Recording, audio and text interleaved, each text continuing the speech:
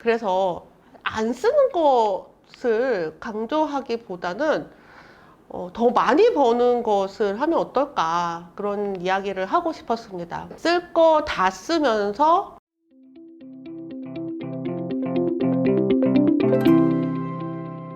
안녕하세요, 반갑습니다.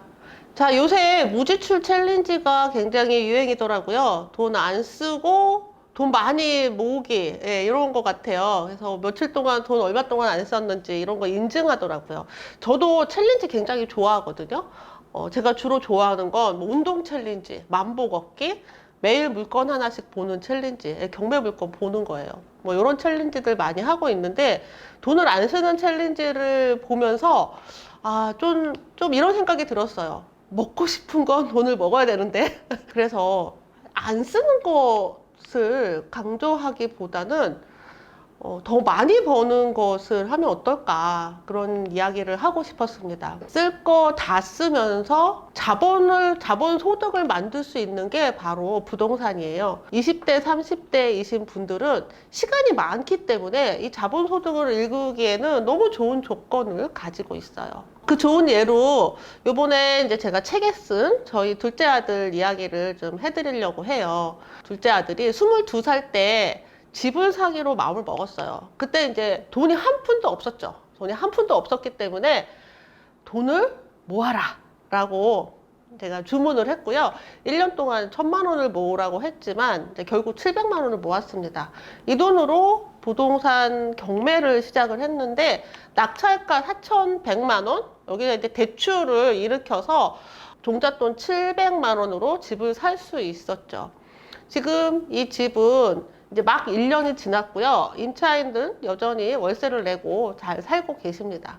2천에 40만 원이니까 월세 받아서 이자 내고, 그래서 그 돈으로 남는 돈이 한 30만 원 정도 되고요. 이 돈이 지금 임대소득인 거죠. 30만 원 임대소득은 뭐 소소하긴 하지만 지금 이 물건이 가치가 한 1억 원 정도 되기 때문에 매도를 하게 되면 한 5천만 원 정도가 생기게 되는 거죠. 그런데 처음에 경매를 한 게 1년 전이었고요. 지금까지 이 물건은 그냥 임차인이 살고 계시잖아요. 월세 30만 원을 벌기 위해서 특별하게 하는 일은 없습니다. 그리고 아직 매도를 하지 않았지만 1년이 지나고 나서 2년 후에는 매도를 할 것이고요. 그때까지도 뭐 특별히 하는 거 없겠죠. 물론 뭐 임차인이 여러 가지 불편한 점이 있으면 그것에 대해서 도와드리고 뭐 문제를 해결해 드리는 정도만으로 5천만 원의 수익을 보게 될 겁니다. 자, 이게 바로 자본소득이에요.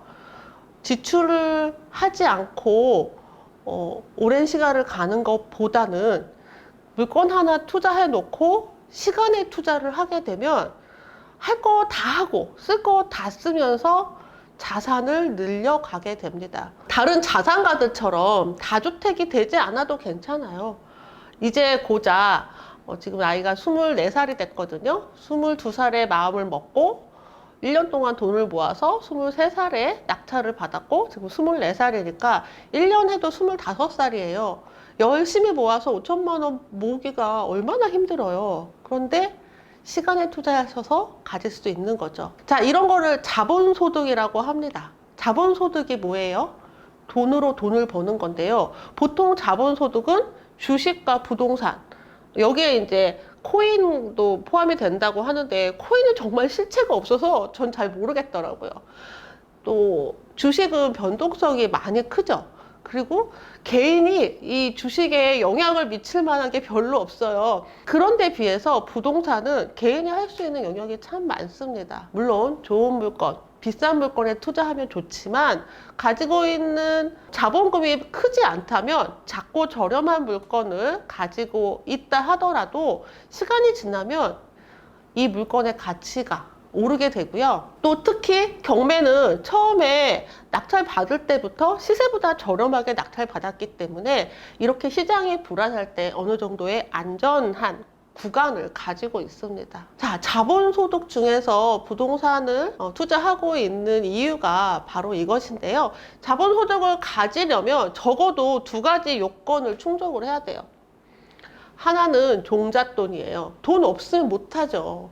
돈이 없으면 어떻게 해요? 버시면 돼요. 벌면 됩니다. 어떻게? 내 시간을 할애해서 노동으로 벌어야죠. 일자리가 없는 건 아니죠. 힘들어서 그렇죠. 너무 오랫동안 힘들지 않아도 괜찮아요. 한 1년?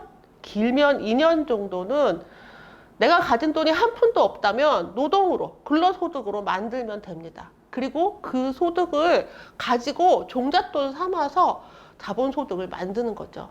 두 번째 요건이 또 필요해요. 반드시 공부가 필요합니다.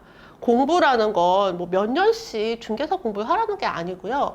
종잣돈 만드는 기간 동안, 1년이면 1년, 길어야 2년, 그동안에 이 부동산에 대해서 공부를 하시는 거예요.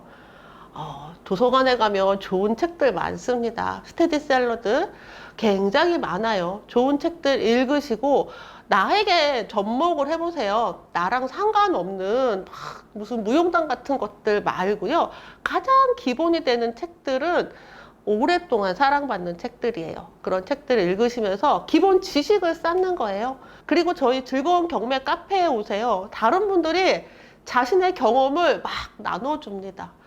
그리고 다른 분들이 어떻게 투자하고 계시는지 옆에서 지켜볼 수도 있어요. 이제 막 투자를 시작을 하시겠다면 당장 돈 들고 뛰어들지 마시고요. 공부를 하시면서 하셔야 됩니다.